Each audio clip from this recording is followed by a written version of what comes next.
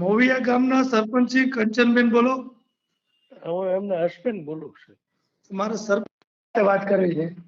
હા હા હા હા, તો કઈ વાંધો ચાલો. હાલો હાલો. હાલો, જય શ્રી કૃષ્ણ. બોલ. હા, જય શ્રી કૃષ્ણ, જય સંવિધાન. હવે આપણે મોવિયા ગામના સરપંચ શ્રી કંચનબેન કોટ બોલો ને. હા હા બોલો. હા. હવે અનુસૂચિત જાતિના પ્રશ્ન છે. મોવિયા હા. ગામના અનુસૂચિત જાતિના ન્યાના તમારા ગામના લોકો આવ્યા હતા મારી પાસે હમ. કે આંબેડકર ભવન અને બાબા સાહેબના સ્ટેચ્યુ નો પ્રશ્ન છે. હા. ગ્રામ પંચાયત કે જગ્યા ફાળવતી નથી, તો શું છે એનો પ્રોબ્લેમ? એનો તો આપણે ફાડી આપી છે જગ્યા. ક્યાં ફાળવી છે? એ શેના માટે તમે કીધું જગ્યા? આંબેડકર ભવન માટે, સ્ટેચ્યુ માટે જગ્યા ક્યાં ફાળવી છે તમે? ગ્રામ પંચાયતે ફાળવી છે ક્યાંય? ફાળવી નથી, પણ આપવાના છે. એમ નહીં, ઓલા ભાઈ બોલે છે, તમને નથી ખબર? સરપંચ તમે છો કે તમારા પતિ? હું જ કહું, મને ખબર જ હોય ને એટલે તો ઓલા કહું ભાઈ છું. ઓલા પાછળથી બોલે છે, અવાજ આવે છે એટલે કહું.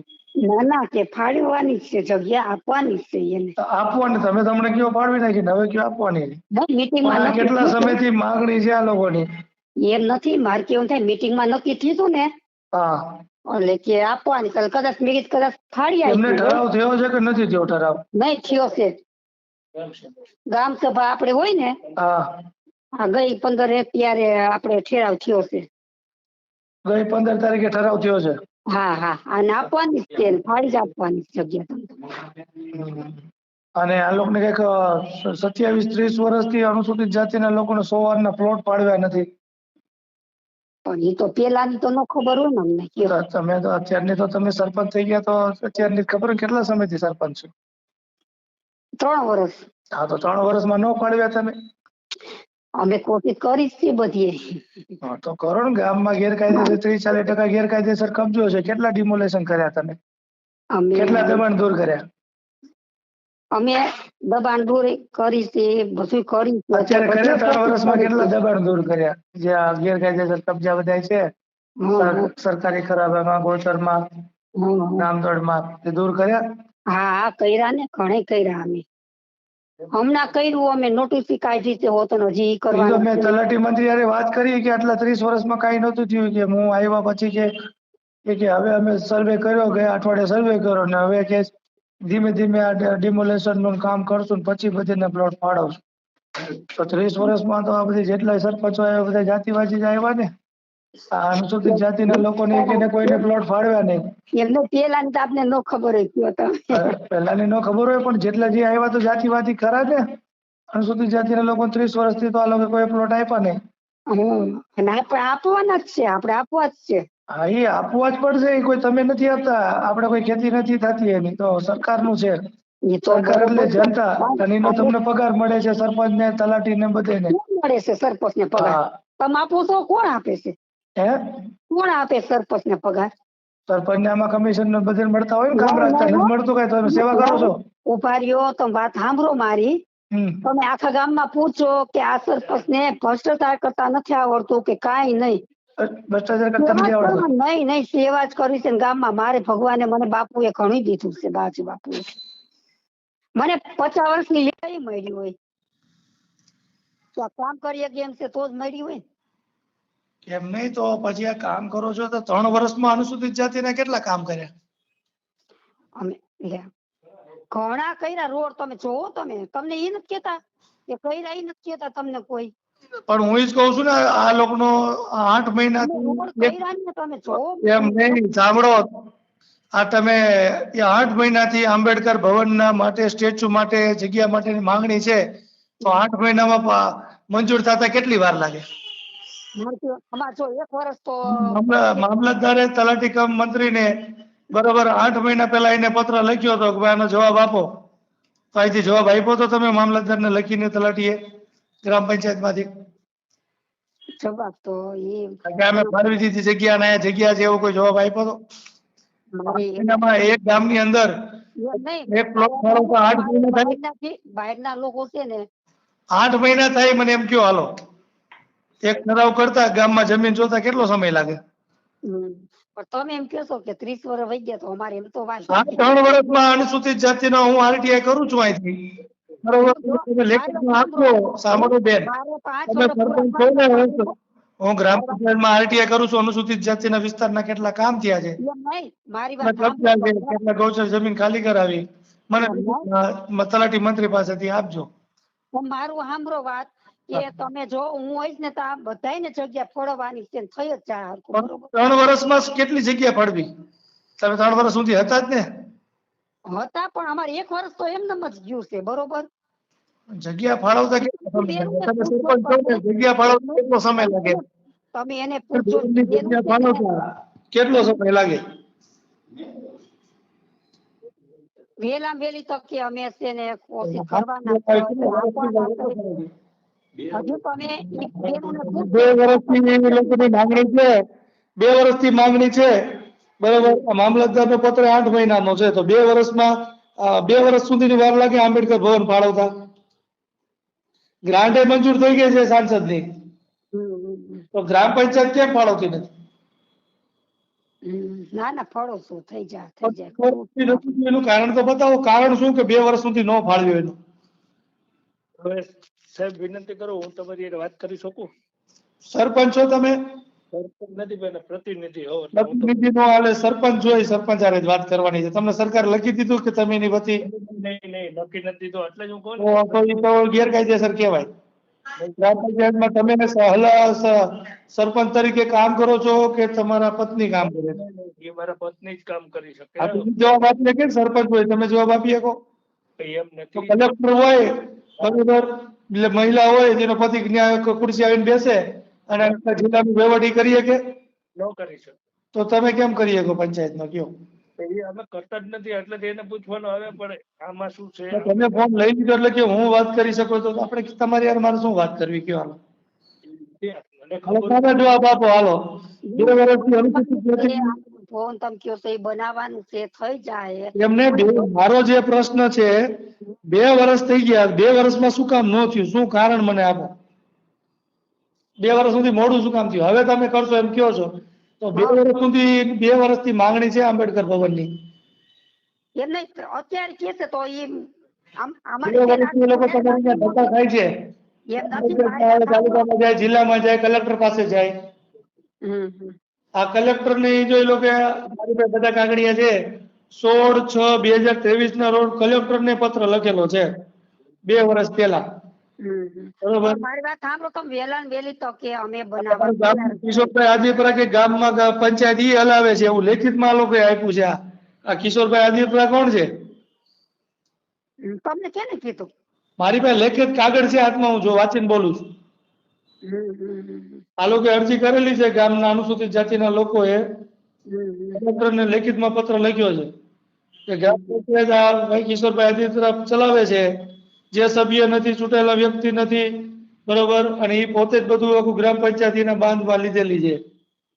ના ના હા, નથી એવું. 35 વર્ષથી અનુસૂચિત જાતિના લોકોને કોઈ ચૂંટતા હોતા નથી, અને અનુસૂચિત જાતિના જે કઈ ન્યાય સમિતિના ચેરમેન હોય ઈ બનાવતા નથી કોઈને.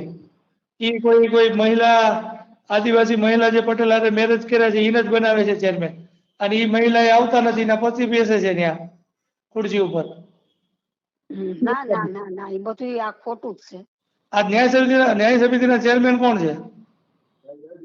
એ આદિવાસી જ છે. નામ ખબર હોય ને? તમે સરપંચ છો 3 વર્ષથી. સાવિત્રીબેન છે, મને ખબર જ હોય ને. શું નામ છે બેન નું? સાવિત્રીબેન. હે? સાવિત્રીબેન. સાવિત્રીબેન. સાવિત્રીબેન છે, તો સાવિત્રીબેન આમાં શું કામ કરે છે? તમે આમાં તાત્કાલિક ભાઈ પતિને આપો, પતિને આપો, તમારે વાત કરવી હોય તમે વાત કરો, સરપંચ છો. અનુસૂચિત જાતિના 16 ના 30 વર્ષથી આ લોકોની માંગણી છે, 16 ના પ્લોટ પાડવા નથી. ગામની અંદર જો ગેરકાયદેસર કબજા હોય, મંદિર મસ્જિદ બનાવ્યા હોય કે કબજા હોય, દુકાનો બનાવી હોય, ડિમોલેશન કરીને અનુસૂચિત જાતિના લોકોને પ્લોટ ફાળવો. વાંધો નહીં, તમે તમારે જેમ બનશે આપણે કરવા તૈયાર જ છે. અમે કે એમને કાયદાથી જે થતું હોય, હા, ઈ તો એનો હક છે, એ હક એને આપવો પડે. બીજું કે આ લોકોને જે આંબેડકર ભવનની માંગણી છે, સ્ટેચ્યુની બાબા સાહેબની જે સ્ટેચ્યુ બેસાડવાની માંગણી છે, એ આંબેડકર ભવનની ગ્રાન્ટ મંજૂર થઈ ગઈ છે, તો તાત્કાલિક તમે એનો ઠરાવ કરીને જગ્યા એને માપી દો, ફાળવી દો. વાંધો નહીં. હા, જગ્યા. વાંધો નહીં, તમે તમારે જેમ બને બધા પ્રશ્નો અનુસૂચિત જાતિ સમાજના તો શાંતિથી સાંભળી એનો હલ કરવો જોઈએ. વાંધો નહીં. રાજકોટથી આ લોકો આવે જેમ બનશે એમ વહેલી ક્યારે આવતા હોય? તમે કામ ન કરતા હોય ત્યારે આવતા હોય ને? કામ તો કરીએ જ એટલે છીએ ને. ત્યાંથી એટલે 70 કિલોમીટર ધક્કો ઉગામ થાય. આપણે કામ તો કરવાનું જોઈએ ને. કયો આમાં 3 બેઠા વર્ષમાં 2 વર્ષ તો થઈ ગયા. આંબેડકર ભવન તમે ફાળવી ન ગયા 2 વર્ષમાં. શું કામ કર્યું? તો હાલો બસ એક માહિતી માંગી લેજો. અનુસૂચિત જાતિના વિસ્તારોમાં ગામના કેટલા વિકાસના કામ થયા 3 વર્ષમાં, બરાબર? કેટલા ગેરકાયદેસર બાંધકામો છે? ગૌચરની જમીન કેટલી ખુલ્લી કરાવી? ગામમાં ગૌચરની જમીન ખુલ્લી છે, કબજો છે? થોડી કબજામાં છે, થોડી ગૌચરની જમીન ખુલ્લી કરાવવી જોઈએ ને. વાંધો નહીં, હાલો. એટલે આ કરાવો જો. હું તમને કહું છું, મારું નામ ડીડી સોલંકી છે, યુવા ભીમસેના સંસ્થાપક, રાજકોટથી. અનુસૂચિત જાતિના લોકોને પ્લોટ ને મળે, આંબેડકર ભવન માટે જગ્યા ફાળવવામાં નહીં આવે તો અમે કલેક્ટરમાં, ડીડીઓમાં બધું આંદોલન કરીને રજૂઆત કરશું અને ગામમાં આવીને આંદોલન કરશું, બરોબર? અને પછી ત્યાં ભ્રષ્ટાચાર જેટલા છે, આરટીઆઈ કરી બધી માહિતી મેળવી ખોલાવશું. પછી કહેતા નહીં. તમારે જે વ્યક્તિના મંડળમાં મારું નામ પૂછવું હોય ને તો પૂછી લેજો, ડીડી સોલંકી કોણ છે એ તમને જેમ બનશે એમ વહેલી તકે. વહેલી તકે તમારે જેટલા બી ઓલા ભાઈ કિશોર રાજીપરાને પૂછી લેજો કે ડીડી સોલંકી કોણ છે. બરાબર? જય ભીમ, જય ભારત. ગામના તલાટી કમ મંત્રી શ્રી બોલો. હા, તમે કોણ? કાજલબેન, હું ડીડી સોલંકી બોલું છું, યુવા ભીમસેના સંસ્થાપક, રાજકોટથી. ઓકે, હા હા, બોલો. હા, હવે અનુસૂચિત જાતિના કંઈક ગામના પ્રશ્ન છે ગ્રામ પંચાયતની અંદર. કઈ બાબતના? એક ડોક્ટર બાબા સાહેબ આંબેડકરના હોલ બાબતનો પ્રશ્ન છે. અને કે જમીન નથી કે ગામમાં ક્યાંય ખાલી નથી. અને એક અનુસૂચિત જાતિના કંઈક 27 વર્ષથી સોવારના પ્લોટ કોઈને પાડવ્યા નથી. હા, એમાં એવું છે, અત્યારે એની કામગીરી ચાલુ જ છે. જે કંઈક 27 કે 30 વર્ષથી ફાળવવામાં નથી, લગભગ 2004 ના વખતથી. હા, તો આપણા કામગીરી કેટલા સમયથી ચાલુ છે? સાંભળો તમારી વાત. અત્યારે છે ને એનું બધો સર્વે અમે કરી લીધો છે. અને અત્યારે આપણે જે ગામતળ નીમ થઈ ગયું છે ને, એ જગ્યાએ આપણે જે જગ્યાએ પ્લોટ ટૂંકમાં સોંપવાના છે ત્યાં અત્યારે દબાણ છે. એટલે સૌથી પહેલી કામગીરી અમારે દબાણ દૂર કરવાની કરવી પડશે. અને પછી જે કોઈ લાભાર્થી છે એને સોંપવાના છે. હજી સર્વે કર્યો છે અમે, સમજ્યા? દબાણ દૂર કરવાની કામગીરી ક્યારે ચાલુ થશે? હજી પંચાયતમાં મેં કાલે જ વાત કરી છે બાબતની, કારણ કે સર્વે કર્યો એને લગભગ અઠવાડિયે જેવું થયું હોય. અચ્છા.